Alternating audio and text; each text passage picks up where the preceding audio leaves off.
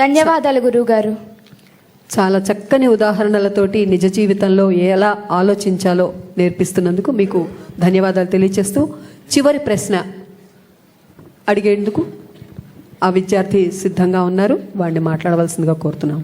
గౌరవనీయులైన విద్యాశాఖ మంత్రి గారికి నా నమస్కారం. సార్, నా పేరు నాగశరణ్యాదేవి. నేను Andhrakesari Tanguturi Prakasam Pantulu municipal corporation high స్కూల్లో 10వ తరగతి చదువుతున్నాను. సార్, సినిమా సోషల్ మీడియాలో అసభ్యకర ప్రవర్తనలు, ముఖ్యంగా మహిళలపై అనుచిత వ్యాఖ్యలు చేసేవారిపై ఏవైనా చర్యలు తీసుకుంటారా సార్?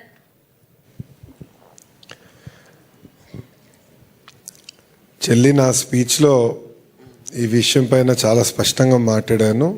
మీరు అడుగుతాం కూడా చాలా మంచిది. 1-10 సార్లు సమాజంలో కూడా చైతన్యం తీసుకురావాలి.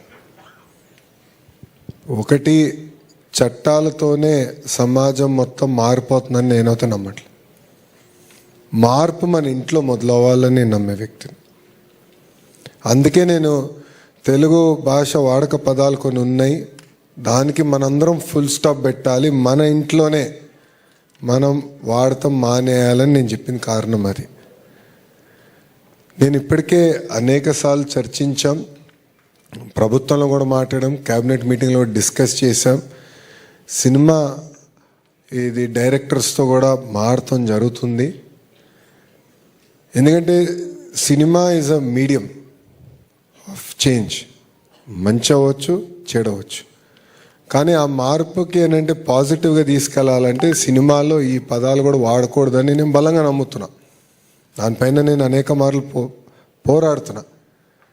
ఇక్కడ చాలామందికి తెలియదు, నేను మా ప్రత్యర్థి పైన ఎంత పోరాడానో చంద్రబాబు నాయుడు గారితో 4 రెట్లు ఎక్కువ పోరాడా. ఎందుకంటే మాదొక పార్టీ అనేది మాదొక వ్యవస్థ, వ్యక్తులపైన ఆధారపడి ఉండదు, వ్యవస్థ నడుస్తుంది.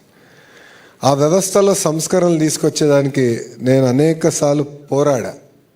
పాలిట్ బ్యూరో అని మాకు వ్యవస్థ ఉంటుంది, దాంట్లో డిస్కషన్ జరుగుతూ ఉంటుంది.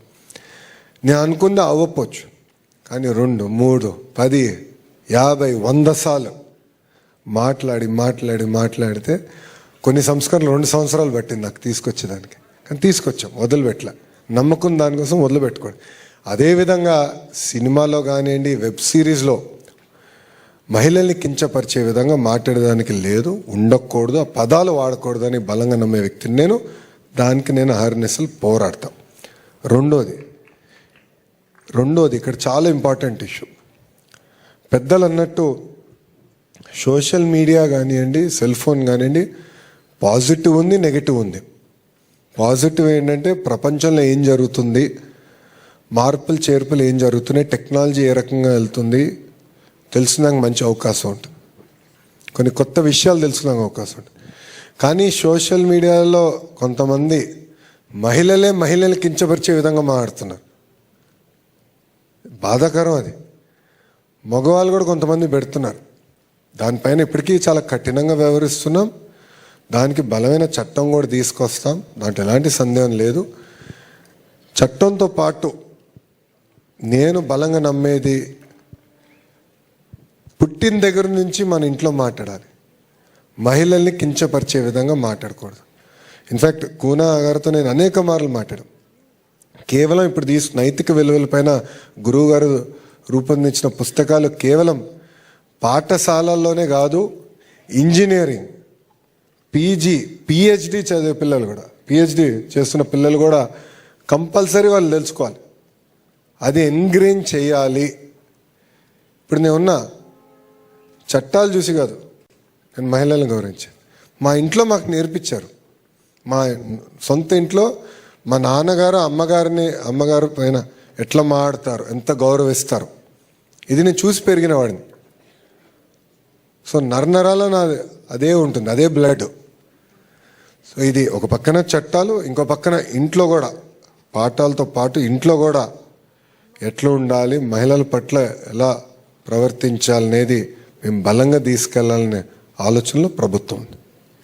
థ్యాంక్ యూ చెల్లి. Thank you sir.